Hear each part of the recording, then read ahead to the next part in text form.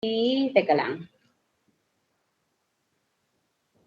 I will share the screen ba? Mali. No. Cancel. Window. Present now. Drug education.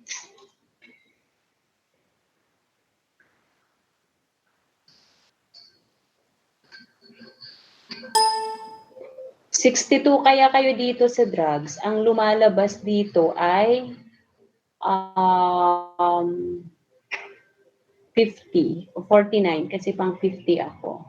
Nakikita ba? Oh. Ano nakikita? Ma'am, nakikita po ba maliwanag? Meron ma'am, meron. Ma'am, wala pa po. Ma'am, maliwanag ma'am. Enjoy, pa-build ako. Anong nakikita nyo? Types of dangerous drugs. Depressants. Ano ba yan yung maingay na yan? Olalia, dalhin mo dito yung anak mo. San si Bayogo? Pakidala din yung anak nyo dito. Okay? So yung may mga anak, dalhin dito sa bahay. Bawal lumabas yung bata ma'am. Ha? Pwede na daw. Ma'am, ako ma'am. Meron din. Dalhin nyo dito. Ang papamastuhan nyo, ma'am? Agad? May ayuda. Ayuda, ma'am. Ginawa mo yan, tapos manghihingi ka sa akin ng ayuda? Bakit? Nung ginawa mo ba yan? Sinabi mo sa gagawa ka? Kaloka ka. Ay, sasali Okay, ako. sabi ko. Sana all may ayuda. Okay, so yung, dalhin nyo yung may mga anak dito, dalhin nyo dito. Magiging kindergarten ito ay kinder. Hindi nga, ma'am. Dadaliin ko, ma'am. Ma'am, pwede ako dyan? Ma'am, dadaling ko ma'am. Ha? Dalhin nyo dito. Yung mga anak mo yan, Ulan. Okay? So, yung may mga anak, dalhin Ma'am, kamukha naman anak ko, ma'am. Ha? Ay, naku, tigil-tigilan nyo yan. Okay, mag-lecture na tayo. Kamukha mo. Mag-lecture na tayo. Okay, so, you can off your video, you can mute. So, I will just off my video. Then I'll just discuss. Okay, so let's proceed on the classifications of dangerous drugs according to effects. So, first, there is the depressants, or it is also known as downers. So, itong depressants is pampakalma, especially dun sa may mga anxiety. Pero hindi ito, this needs the prescription of the doctor. So, these drugs will suppress the vital functions, especially those of the brain.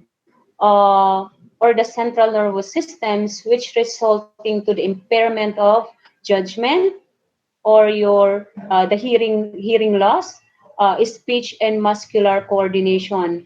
The drugs also they dull the minds. It will slow down the body movements, or when it comes to body reactions, to such extent that accidental death or suicide usually happen. So example for this includes the narcotic solvents.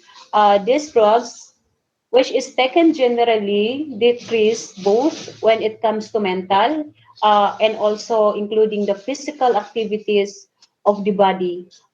This also cause depression. It will relieve pain and induce sedation or sleep, and also suppress the cough.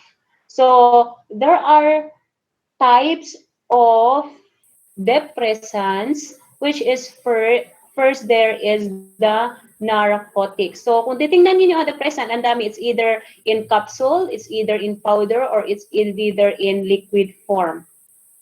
First there is, I think hindi nasama sa lecture, ay narcotics. So types there is, the term narcotic basically refers to the drugs that produces depressants effects on the central nervous system. So medically, listen, medically, okay, they are potent painkillers. So especially dito, ginagamit ito most of that, lalo na yung may mga cancer. Cough suppressant and active component of anti-diarrhea preparations. So narcotics relieve pain by acting on specific structures called receptors, so located on the nerve cells of the spinal cord or the brain. The usual method of administering these drugs into the body is by injecting or through ingestion or through inhalation. So alam nyo naman ang injecting, di ba? You can use syringe in ingestion to taking in through water or inhalation. So example nito is opium and its derivatives such as morphine, codeine, and heroin. So these drugs, which relieves pain and produce profound sleep or stupor when introduced to the body. Next is the opium. So opium is derived from the poppy plant or ito yung or refers to the flowering top plant of the species Papaver seminiferum. So it derived from the oriental plant which is grown in Asia and can also be found in other areas such as Mexico. The plant is usually 3 or 4 high feet. Okay, raw opium is dark color, in brown and is bitter in taste. A number of alkaloids are derived from this substance, the most of which are morphine, heroin, and codeine. The plants displays a beautiful flowering that ranges in color from white to purple. So opium also is known as gum, gamot, or kalamay, or panotcha. So, a plant that can grow with, nabanggit ko kanina sa inyo, na 3 to 6 feet in height, which is, this plant is originally in Mesopotamia. So, it has an active ingredient which is called the meconic acid, or which is the meconic acid is the analgesic property. So, itong analgesic is a pain killer. Next is, teka, may pumapasok. Chukino. Next is ito, yung example ng, ang tawag nito, opium poppy. Next is the morphine, which is ang morphine galing yan sa opium. So, most commonly, ang morphine, it is the most important alkaloids and constitutes about 10% of the use of raw opium. It is converted from the raw opium through a relative simple boiling and filtering process. One of the most significant development in history took place in the early 19th century, which is, we discussed before, which is Friedrich Serturner, is a German scientist, isolated morphine from opium. So, itong opium, most commonly used and best used as opiate. So, the effect, it is effective as painkiller. It is effective as painkiller 6 times. Okay, mas malakas sa opium. Potent than the opium with a high dependence. This morphine which is producing potential. So, ang morphine exerts an action characterized by analgesia, drowsiness, mood changes, and mental clouding. So, the principal opium, it is derived from the name of the Greek god Morphus, which is mean god of dreams. Next is morphine tablet. Example is the morphine tablets. Next is the heroin. So, heroin is the most abused narcotic in the world. So, to produce heroin, the chemist takes an equal amount of morphine and acetic anhydride and heats them together for 6 hours. So this heroin, as we discussed before again, it was discovered by Alder Wright, a British chemist. This heroin has a promise to cure addiction from opium and morphine. Pero ang sabi natin before, nagkaroon pa rin ng failure kasi na-addict din yung mga gumagamit ng heroin. Instead of, for example, na-cure niya nga yung pagiging addict niya sa opium and morphine, pero na-addict naman din siya sa heroin. So, itong heroin, it is white, odorless, crystalline powder with a bitter, very bitter taste. So, itong heroin, it has 3 to 5 times more powerful than morphine, which is derived and the most addicting opium derivative. With continued use, addiction occurs with 14 days. So, ibig sabihin, aabot ito ng 14 days ang epekto, yung addiction. It is heroin. It may be sniffed or swallowed, but it is usually injected into the veins. Next is, ayan, example ng mga heroin. Next is codeine. So, ang codeine, it is also known as methylmorphine. It is similar to morphine but its effect is weaker intensity. Ang codeine naman is ginagamit lang ito sa mga gamit sa gamot para sa ubo. Cough preparations generally contain 1 grain of codeine per fluid ounce.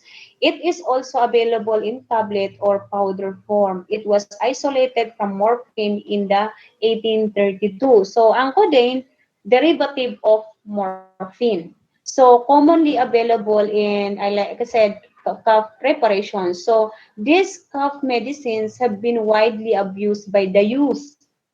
Whenever hard narcotics are difficult to obtain, lalo na pag, for example, wala silang mahanap, for example, morphine, opium, or heroin. Ang bagsak nito ay yung ginagamit nila is itong codeine. Withdrawal symptoms are less severe also than the other drugs, and the heroin, morphine, or opium.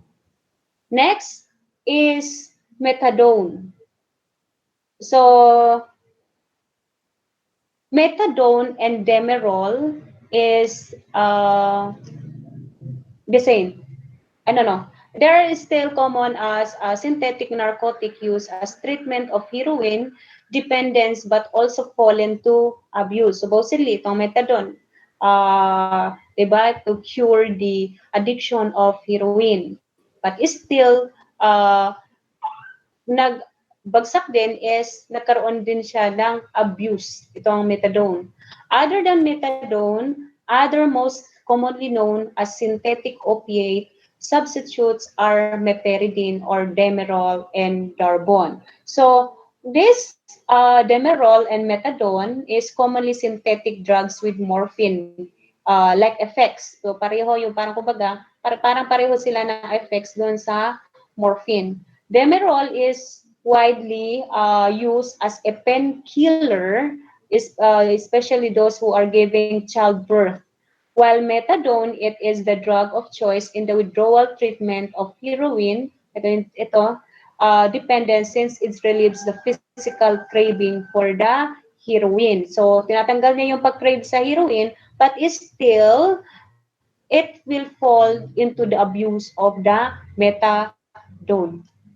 Next is the effects of narcotics. So, produce a short-lived feeling of pleasure, or ito yung meron tayong euphoria, a positive sense of well-being known as thrill or feeling rush or a high. So, meron tayong yung mata ng tao, constrict, pupil of the eye, nagiging itong dilat, causing difficulty in vision. On a large dose, it causes a nausea, vomiting, and difficulty in breathing. It also induces sleep with slow, shallow respiration. And the last is overdose cause convulsion, followed by cessation or respiration, and to the worst is to the leading death of the person. May umaaten pa ba? Gordo? Di ba nandito si Gordo kanina? Okay, next is stimulants. Okay, let's proceed to bakit stimulants? Stimulants agad. Saan yung iba? Okay. I think meron kayo kung nakikita nyo yung notes ninyo, kindly check. Meron din tayong I'll discuss. Isama din natin dito. Saan ba yung notes ninyo? Paregoric. Ang paregoric is a tincture of opium in combination with camphor. So itong paregoric, mostly common use as a household remedy, for example, on diarrhea and also on abdominal pain. Another also of classifications under depressants is the barbiturates. So ang barbiturates are drugs used to induce sleep in persons plagued with anxiety, those who have mental ill stress, and also those who have insomnia. So they are also of value in the treatment of epilepsy, yung may mga epilepsy, and also those who have a hypertension. They are available in capsules, it's in pills or in tablets, and mostly taken orally or also in injection. So, pero itong mga to, barbiturates and those under the depressants, especially those antidepressant that is used for medical, it needs the prescription of the doctor. You cannot just go to the drugstore and say, pabili nito. No. Kasi maraming ang tawag nito, it needs the prescription of the doctor. At saka isa pa, hindi lahat po ng doktor ay nagpre-prescribe. May klase-klase ng doktor na sila ay nabibigyan ng lisensya para makapag-prescribe sila ng ganitong gamot. So hindi lahat ng doktor makapag-prescribe po. Next is the tranquilizers. So, ang tranquilizers are used to calm and relax and diminish anxiety. They are used in the treatment of those who have nervous states and also those who have mental disorders without producing a sleep. And next is the volatile solvents, which is the most popular used by the youth, especially those who are street children, kasi most of the time ang dahilan nito is pag for example gumagamit sila ng mga ano yung mostly na ginagamit, rugby, hindi sila nakakaramdam ng gutom. So volatile solvents, it is a gaseous substance popularly known to abusers as gas teardrops. Examples for this volatile are plastic glue, hairspray, fingernail polish. Pwede din dito yung gasoline lighter, gasoline, kerosene, thinner, mga aceton, Bulkasil, ma'am. Volcasil, is ang pinaka Ink po, ink. Yes, ink. Ang pinaka nito is popular sa atin is yung yung rugby. Tama? Okay. Mostly they are inhaled by the use of plastic bags and handkerchiefs or rugs soaked in these chemicals. Pero most of the time, diretso bote, tama? Yung talagang pagbili nila, nabanggit ba ang Bulkasil? Yes. Diretso, singhot. Okay? Next is the last is the alcohol, which is the king of all drugs. Why? With a potential for abuse. Kasi ang alcohol, hindi mo naman kayo anywhere here in the Philippines, you can buy sa mapatindahan or kahit saan. Walang age limit kung sino ang bibili, which is under the law, dapat 18 years old and above. Pero kung dito sa Pilipinas, nagkalat ang tindahan, anyone can buy. Utusan mo yung 3-year-old or 5-year-old, sa tindahan, ibibigay. Pero I think ang pinakaano dito is sa mga ibang malalaking store, ang nakita ko is dito is ang stricto is the 7-Eleven.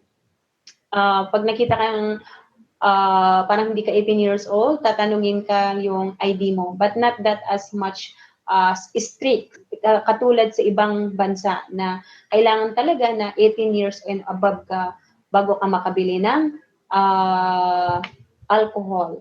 Which is, most of the time, ginagamit din po natin. Anyone can drink alcohol. Hindi ko naman sinasabi na alcohol na pang ano ha, yung rabing alcohol. Ang pinag-uusapan natin dito is mga alak. Any form of alak na may percentage na alak. Beer, ano man yan, kung ano man yan, basta under ng classified na alcohol sa alak.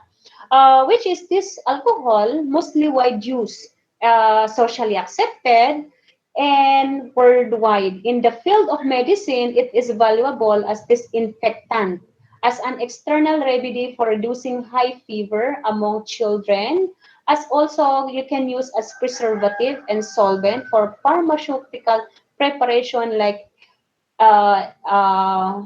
sample nito is mga elixirs and tincture. So these are the some of the classifications under depressants. Okay. Next is stimulants. Ano ba tong stimulants? So, stimulants, drugs which induce alertness, wakefulness, elevated mood, increased speech, mental, and motor activity, relieve fatigue and boredom, and decreased appetite. So, this produce the opposite to that of depressant. Di ba? Ang depressant, pampakalma. Ito namang hallucinogen, stimulants, nagbibigay ito ng sigla. So, stimulants or ito yung sinasabing uppers. So, instead of bringing about relaxation and sleep, they produce increased mental alertness or wakefulness, reduce hunger, and provide a feeling of well-being. So, their medical users include narcolepsy, a condition characterized by an overwhelming desire to sleep. So, when it comes to the abrupt withdrawal of the drug from the heavy abuser, this can result in a deep and suicidal depression. So, first there is the amphetamine. So, this amphetamine used medically for weight reducing in obesity, and also when it comes, teka lang, bakit ko kinabit yan? So, i-discuss mo, I think wala itong, nasama ko ba ang amphetamine? So, yes, amphetamines usually prescribed to reduce appetite and relieve minor cases of mental depression. So, this drug representatives of broad class of stimulants such as known as PEP pills. The most common and widely used preparation for the drug are methamphetamine, amphetamine sulfate, dextroamphetamine, which are known and sold under such trade names as Benzedrine and Dexedrine. These drugs achieve their effect by increasing the amount and activity of that neurotransmitter or the noradrenaline with the brain, thus causing psychic effects. So, this most of the time used medically for, including also these amphetamines, including the weight reduced in obesity and also a relief of mild depression and treatment.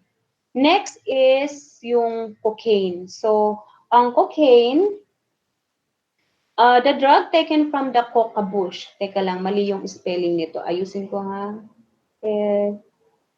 Erythro.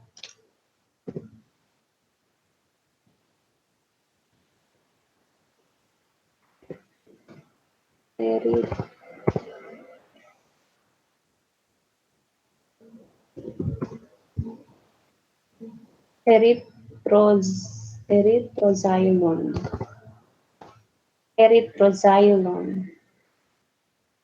Erythroxylone coca. Okay.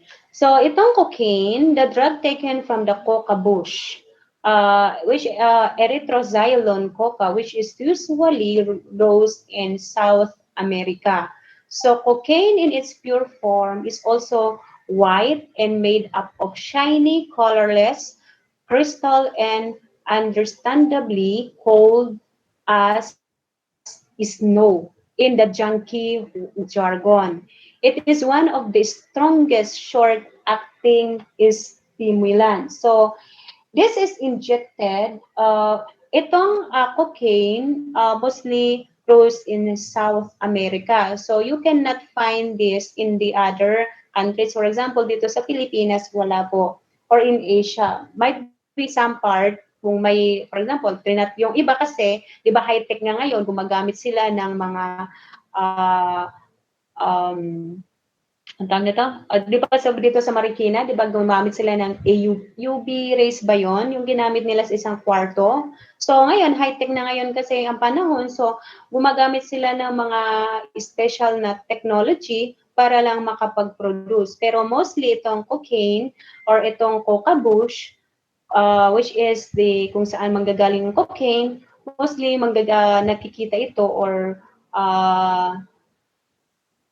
dito sa South America. So, ang cocaine, mostly it is injected or sniffed as to achieve euphoria or an intense of feeling of highness. So, medically po, wala pong gamot or wala pong ginagamot itong cocaine. Next is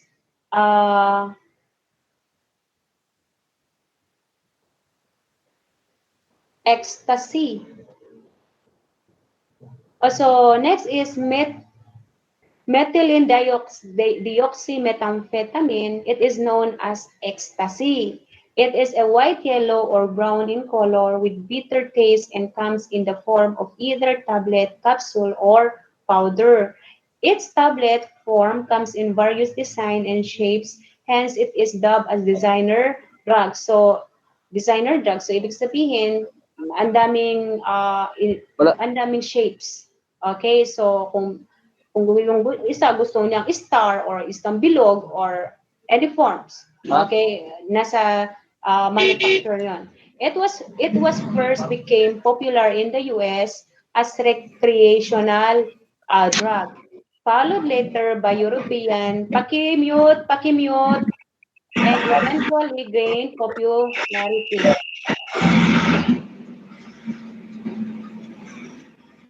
Oliver, pakimute.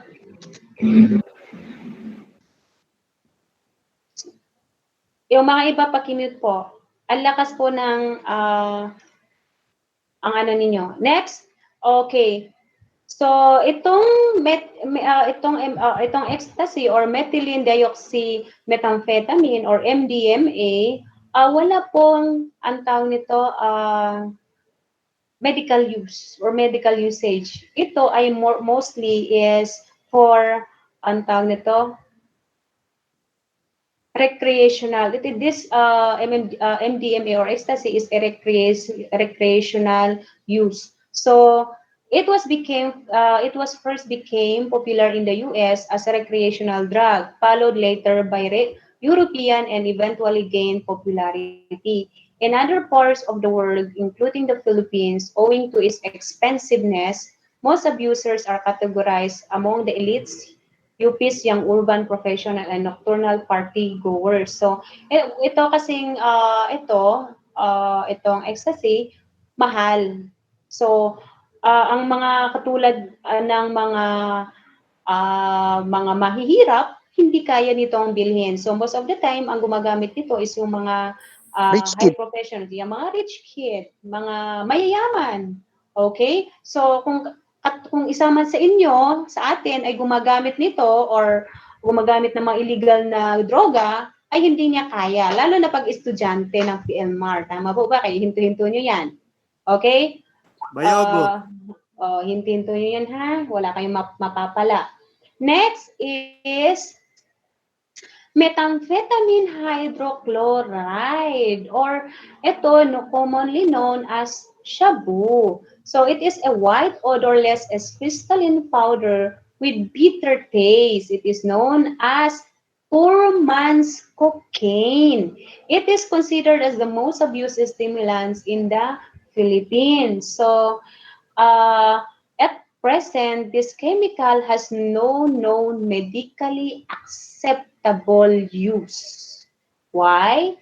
It is only for recreational use. So, ito yung pinakamalaking problema natin, which is widely used nationwide or also worldwide. Kasi bahil mura. Okay? So, chemically known as methamphetamine hydrochloride. So, it is a central nervous system stimulant and sometimes called as upper or it is speed. So, it can be taken orally, itong shabu, inhaled, or ito yung sinasabing snorted, sniff, or chasing, or injected. So, pag sinabi sniff or chasing the dragon, or ito yung or through injection. But I think dito sa Pilipinas, lalo na yung mga mahihirap na gumagamit nito, is mostly ang ginagamit is through inhaling. Okay? Next is the, bakit wala yung isang, okay, next. Kasama dito guys, ang dito sa stimulants, ang caffeine. Ang caffeine, you can find this in the caffeine it is present in the coffee. Yung mga nagkakape. So, di ba, pag nagkakape yung iba, alert sila. Okay? Next is, you can find also this in the tea. Okay? In the chocolate. Or, meron ito din sa Coke, sa cola drinks. And some wake up pills. Okay? So, kung tingnan mo yung bata, di ba, minsan pag huwag mong pakainin siya or painumin ng Milo, kasi minsan nagiging hyper, or yung kumakain ng chocolates, kasi may mga caffeine ingredients ito na caffeine. Another also is, wala, nagkulang-kulang to. Pero I think kompleto yun sa notes niyo, tama? Kung nagbasa kayo, mukha namang hindi. Okay, sorry, hindi ko nasama. Next is nicotine. Pakimute. Next is nicotine. So, naririnig nyo to, lalo na yung mga naninigarilyo. So, it is an active component in tobacco which acts as a powerful stimulant on the central nervous system. So, yung nicotine, yun yung nakukuha ng naninigarilyo. A drop of pure nicotine can easily kill a person. So, these are the drugs under the stimulants or uppers. So, nagbibigay ito ng sigla. So, most of the time dito sa stimulants is more on recreational use. Excuse me. So another also there are effects of stimulants or amphetamines cause irritability, restlessness, hyperactivity, and anxiety. It impairs judgment and cause deep depression and physical exhaustion after single dose of moderate strength wears off. Causes also undesirable acute psychotic consequences such as suspiciousness, okay, hostility, persecutory delusions, violent and destructive behaviors, and restlessness. Another also is physiological effects like hypertension. Nagkakaroon din sila ng chest pains, irregular heart rate, and convulsion, and worse is cardiac arrest leading to the death of the user. So, I think meron kayong na-encounter most of the time dito kasi dito sa Pilipinas, yung mga gumagamit ng illegal, most of the time dito sa itong 4 months cocaine or ito yung shabu or methamphetamine hydrochloride, I think you see the effect on them. Kasi when I was in the detective before, I was living in Quezon City kung saan yung area namin is maraming gumagamit ng shabu. So, yung isa na worker dun sa bahay is, pag hindi siya nakabatak, yun ang term, di ba, nakabatak, is hindi siya nakakapagtrabaho. Okay? Latang-lata siya. Okay? Tapos, madali silang magalit. Okay? Lalo na kung nandun sila sa withdrawal. Tapos, pero, pag siya ay nakabatak, binigyan ko siya ng 200, pagbalik niya, masiglang-masigla. Nagtrabaho siya ng 7 o'clock ng gabi hanggang umaga. Pero pagkatapos ng umaga, wala na siyang energy. So, kailangan niya ulit na, parang gamot niya yon. Okay? So, yung mga addict dito, ang tanong dito is, yung mga addict ba, for example, paano ba ang paggagamot sa kanila? So, sila ay mag-undergo for rehabilitation for 6 months. Ibig sabihin nun, kahit under rehabilitation sila, nabibigyan sila pero paunti-unti. Hindi yung biglaan mo na hindi bigyan kasi alam nyo na effect. Mamamatay yung tao or magkakos yan na there's an effect on the body of the person.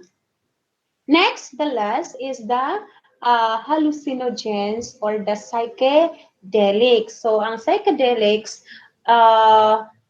more popularly known as psychedelics, is a group of natural or synthetic psychoactive drugs that produce reactions such as perceptual alterations and changes in the state of consciousness. These drugs generally produce marked distortion of the senses and alter the way time is perceived by the users. They produce hallucinations, not only hallucination, but also including illusions or visions, hence the name. Chronic use leads to bizarre and antisocial thoughts as well as disorientation and confusion. These drugs work by exciting the central nervous system and inhibiting the flow of serotonin, an important neurotransmitter in the brain. So this group of drugs that consists of variety of mind-altering drugs, okay, so which distort the reality, thinking and perception of time, sound, space, and sensation. So itong gumagamit itong mga hallucinogens is nakakaroon sila ng mga illusion.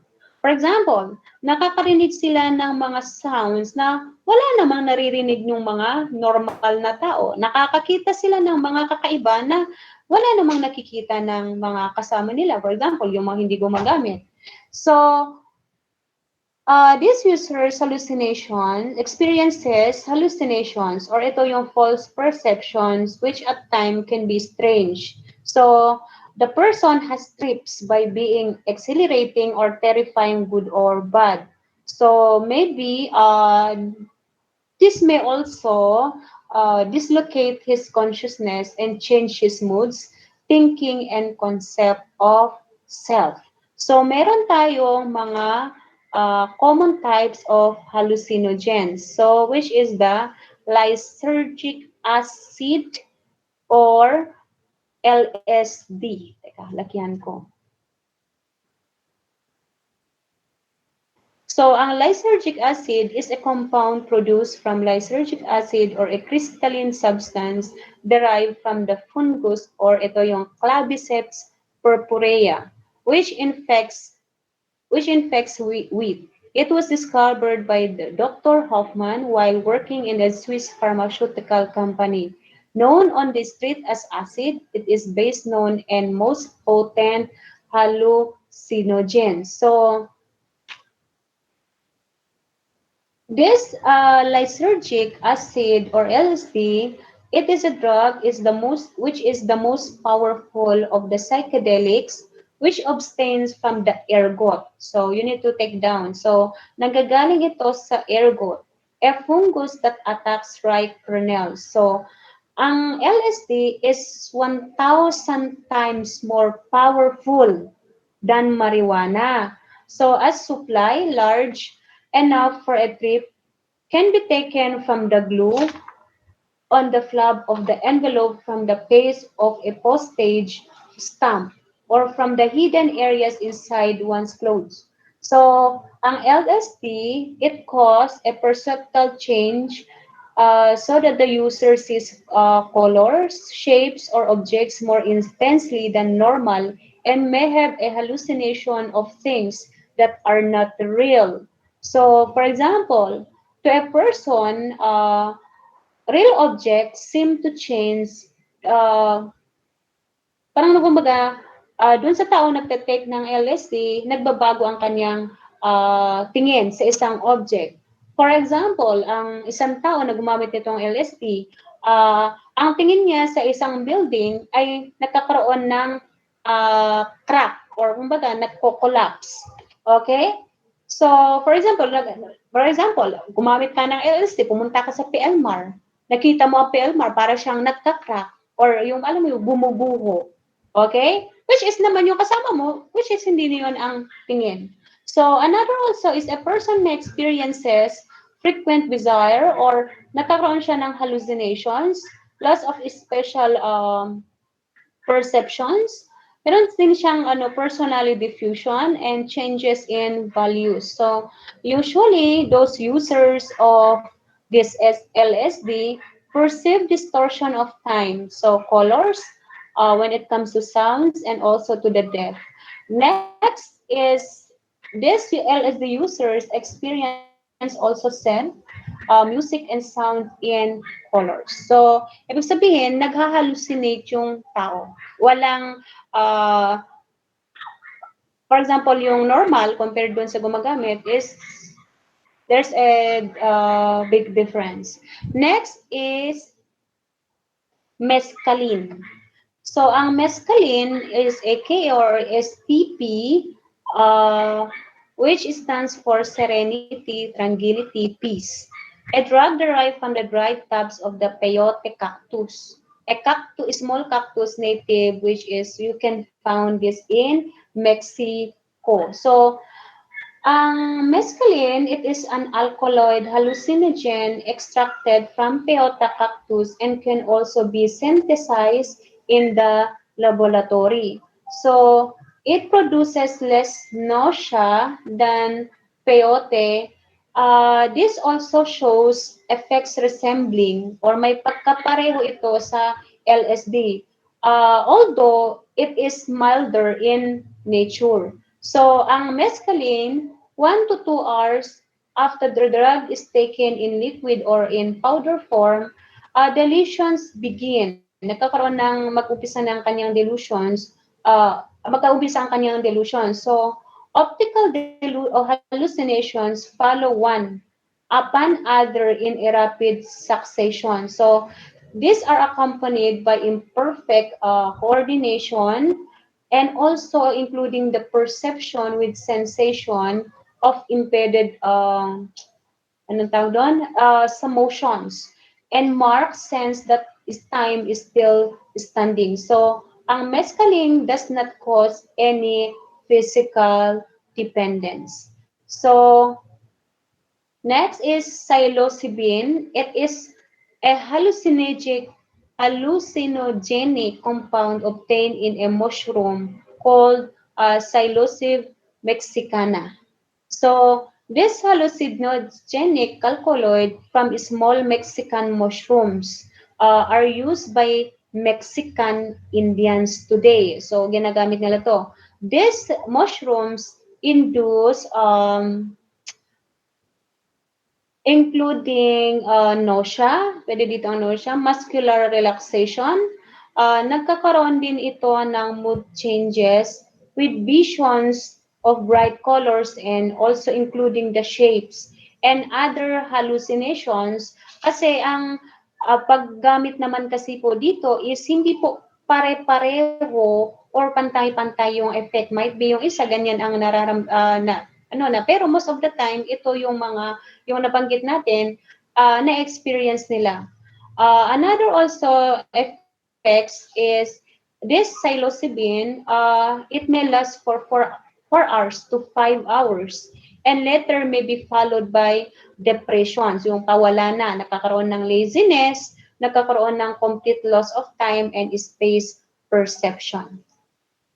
Next is phencyclidine, or ito yung PCP, considered as the menace and highly dangerous drug because it can be easily synthesized. This drug has no medical purpose for humans, but it is occasionally used by veterinarians as an anesthetic and sedative for animals. So this is also known as, popularly known as angel dust.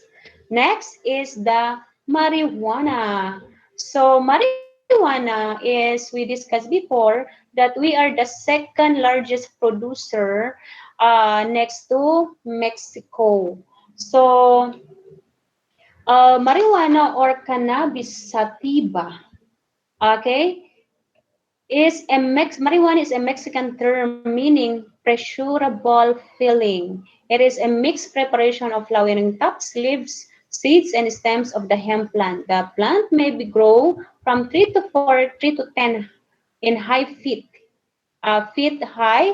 The flowering tops of the both male and female plant produce a sticky resin which contains tetrahydrocannabinol or THC. It is known as the world oldest cultivated drugs used by the Incas of Peru. So, itong marijuana, it is mostly common also abuse hallucinogen in the Philippines. Why?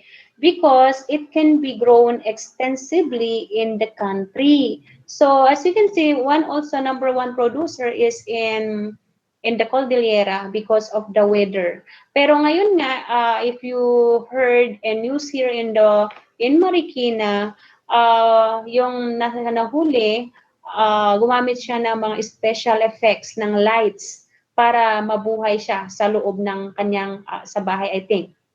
Naka-aircon pa, ma'am. Yes, naka-aircon. Kasi malamig. I think I will find that news. If I still have, then I'm going to share it with you. So, another also, meron din sa boss of yung Tagaytay kasi nabubuhay talaga ito sa malamig na lugar. So, kung titingnan nyo, most of the time, marami sa Cordillera kasi nga malamig doon. Malago. So, kung titingnan mo, ang tataas, di ba? Kung if you are reading the news. Another also is many users choose to smoke marijuana for the purpose of relaxation. In the same way, people drink beer or cocktail at the end of the day. So the effects of marijuana include a feeling of grandeur. It can also produce the opposite effect on the dreamy sensation of time seeming to stretch out. So, again, hindi po pare-pareho or hindi, for example, si A at saka si B, nag-take sila ng marijuana, hindi eksakto ang effect sa kanila. Might be isa, iba, might be yung isa, pareho sila may pareho silang na-experience, pero not 100% pareho sila ng effect. Katulad ng alcohol, di ba? For example, yung umiinom ng alak, o yung isa, matutulog, yung isa, tawa ng tawa, yung isa is, for example, maingay, yung isa, tahimik. So, ibig sabihin, parehong may effect doon sa tao, pero sometimes not 100% pareho ang effect. Okay? Next is, may next ba? Wala. I think, ba't wala si Morning Glory? I think meron si Morning Glory eh. Ma'am, may tanong lang po ako, ma'am. Kakagulat ka naman? O ano? Based po dun sa tatlong sinabi niyo, ma'am, sa depressant, stimulant, tsaka hallucinogen. Once po ba na nag-take ka nun, pag nag-take ka po ba ng drugs, ibig sabihin, tataas na po ba yung IQ mo? Try mo, Tika. Okay. Listen. Yung iba kasi, for example, meron kaming kasama noon na nagtitake ng board. Okay? Pag umiinom siya, ang talino niya. Okay? Pero pag nawala naman yung hindi siya na apekto, wala siyang ini-intake na alcohol, wala, hindi niya maalala. Kaya nung nag-take kami, syempre, hindi siya naman siya pwedeng uminom bago siya pumasok sa examination room, edi ma-kick out siya doon, hindi niya maalala. Pero nung last na nagkaroon kami ng, ang tawag nito, jamming, nakainom siya, ang dami niyang alam. Okay? So, hindi po ito maganda na gagamitin, lalo na pag kayo ay nag-aaral. Okay? Yung inom kayo kasi lumalabas ang talino ninyo pag kayo ay nakainom. Pero paano kung wala po? Yun ang effect sa inyo. Pero paano kung wala? So, ibig sabihin, parang kumbaga, huwag isanay ang sarili. Kung alam mo yun ang effect pala sa'yo, paano kung wala yun, huwag mo nang sanayin ang sarili mo. Okay, let's proceed. I think I will discuss the morning glory. Let's go Jerusalem. I will end the lecture because I have a call. I have a meeting in 5 minutes. Okay lang po ba? So, dadalian ko. So, I think check nyo yung notes ninyo kung may morning glory. So, ang morning glory seeds, it is a black and brown seeds of the wild tropical morning glory that are used in produce for hallucinogens. Again, hallucinogens ang ano nitong morning glory. So, ano nga ba itong morning glory has a seeds are ground into flour or soaked in cold water, then strained through a cloth and drunk. So they are sold under the names of heavenly blues, flying dancers, and pearly gates. I remember pearly gates. So the active ingredient in the seed is similar also to LSD, although mas less potent itong morning glory. So, ang reactions naman itong morning glory are the same or likened to the result of the LSD. So, ang effect ng morning glory, prolonged psychosis is also one of its effect of the morning glory. So, these effects of marijuana, we'll proceed to marijuana. It fosters a heartbeat and pulse rate, bloodshot eye, dry mouth and throat, altered sense of time or disorientation, forgetfulness and inability to think, impaired reflexes coordination, acute panic anxiety reaction, extreme fear of losing control. So, meron tayong analysis of identification of unknown substance. So, ito naman, hindi naman natin i-discuss kasi most of the time, you are going, supposedly mga chemists, pero ito yung steps when it comes to identifying unknown substance. Is, for example, yung mga may nahuhuli para malaman kung anong klaseng substance yan. So, first, they're unknown or solid liquid. Susunod, what is the physical test to be used, or what is the chemical test to be used, or what is the instrumentation to be used. After that is reporting, sealing and keeping the keeping the object or the evidence. Next is what are the tests of chemical tests para malaman. So, pag ang color niya is Marquis, ang type of test na gagamitin for amphetamines is Marquis test. Ang methamphetamine is Simon's test. Ang ephedrine, Schenkau's test. Ephedrine is the same as cobalt thiocyanate test. Ang opium alkaloids, HNO2 3 test. Barbiturates Zeker's test. Marijuana, spelling FBS test, and volatile substance is microdiffusion test. Ito kasing mga test na to, supposedly, we don't have a chemist in here, so tapos wala tayong mga, ang tawag nito, different types of drugs na pwedeng makita ninyo kung paano ang pag-test nito. Pero, manood kayo sa National Geographic Channel, lalo na yung mga nahuhuli sa airport, makikita, matetest nila agad kung ano ang klaseng chemical. So, dito, ang marijuana, for example, in the field of dangerous test of dangerous drugs, So, for example, ang marijuana, for example, ginawang liquid. So, for example, pag tinest using a Levine test, ang kulay niya is red. Ang shabu is Simon's test, kulay niya is purple. LSD, Van Eyck test is blue-purple. Opium, Marquis test, ang kulay niya is violet. Amphetamines, Marquis test, red or orange. Barbiturates, Dilly Company, Zeker's test, kulay niya is violet or blue. And cocaine is cobalt thiocyanate, kulay blue din. So, I want you to watch, I think, magtingin kayo ng, ang tawag nito, sa airport, lalo na for, ang napanood ko kanina is yun sa Colombia and Peru.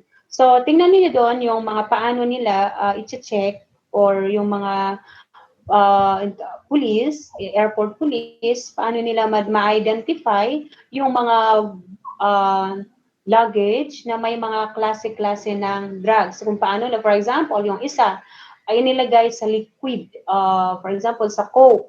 Pag i-test mo yun, for example, yung cocaine, makikita doon sa kulay blue. Okay, na ito. So, doon pa lang, initial pa lang yun. Pero mag-under pa rin sila ng series of more tests to prove na ito talaga. Another also is yung iba sinisealed sa pagkain. Diba? Parang kumbaga, for example, ketchup, inilalagay doon yung ipinapasok. And also, I think ang pinaka-uso ngayon is yung nilulunok. Okay? As you can see, maraming Pinoy na nahuhuli.